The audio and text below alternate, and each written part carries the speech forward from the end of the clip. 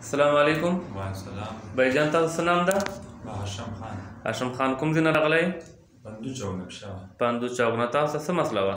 ما ملا رګ بند وي. ملا رګ دې بند وي. مورې دې خرابې وي؟ مورې ده. بیا یې صرف ملا کې تکلیف وکړه پښې کې لاندې تکلیف و؟ ملا کې هم تکلیف و خپې ته هم لږ رزي ورسره ده. مطلب شیاټیکه دې وایه؟ ټیک شوه. بیا تا چېرې علاجونه کړي دي؟ علاجونه مې ډېر کړي دي. مو پېتې کوله. انګریزي علاجونه مې وکړو. اچھا څه په فرق نه پوهېدې؟ نه معمولي فرق هم نه دی کړی. بیا اپریشن لا څه کړي دي که نه؟ اپریشن مې وکړو. بیا تقریبا یو کال یې وشو. یو کال یې وشو. نور هم سیوا شو. اپریشن دې څه وکړه هغه سره درد نور سیوا شو؟ نور څه خراب شولې؟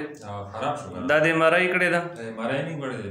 اچھا ټیک شوه. ګرانو کتونکو دا کس تاسو په خپله باندې وینو چې دا اپریشن کړی ده. ملا مورې خرابې وي. ډیس بلج وایي ورته L4 L5 S1 چې د کوم ملا مورې دا خرابې وي. ډیس بلج مسله ورته مورې کمپریس شوې وي. سیر ته ډیسک وتلی و او کوم شیاټیک نرو دا رګ ده هغه رګ یې دباو کړه او ورته وایي نو په را غوښه راغلی ده. نو دلته د شیاټیک ارکونیسا چې پښتو چې رنګړوا رګنیسا ورته وایي هغه مسله وه ورته. نو د علاجونه ډېر کړي وو. تاسو خبرې واورېدلې. ټولو نه غټ علاج اپریشن ده. اپریشن یې کړه خو اپریشن سره ښه خو نه شو. درد یې نور سې واصلی زیات شو. موږ خلکو ته بار بار دا وایو چې اپریشنونه مه کوه. اپریشن ښه شی نه دی. سړی پکې پیرالایز کېږي نور پکې معذوره شي نه شي ښه. څه وکړي یو نیم ښه کېږي نور نه ښه کېږي. نو موږ بار بار دا خلکو ته وایو خو خلک بیا اپریشنونه کوي. دې دپاره یو ځل بیا درته وایم چې اپریشن مه کوه ښه شی نه دی. موږ سره رابطه کوو بغیر اپریشن په کاروپریکټیک ټریټمنټ درې سره د علاج کوو. دا یو نوی علاج دی چې دا سره نه سایډ افیکټ نه سړی خوږېږي پکې او نه لکونو روپۍ شته پکې او نه یې څه سایډ افیکټ شته دی. ټیک شوه.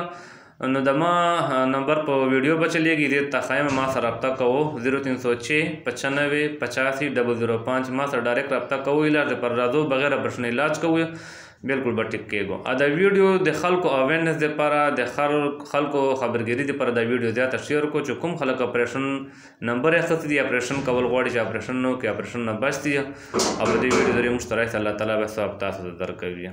نو دا ویډیو خپلو ملګرو سره زیاته شیر کړو. السلام علیکم.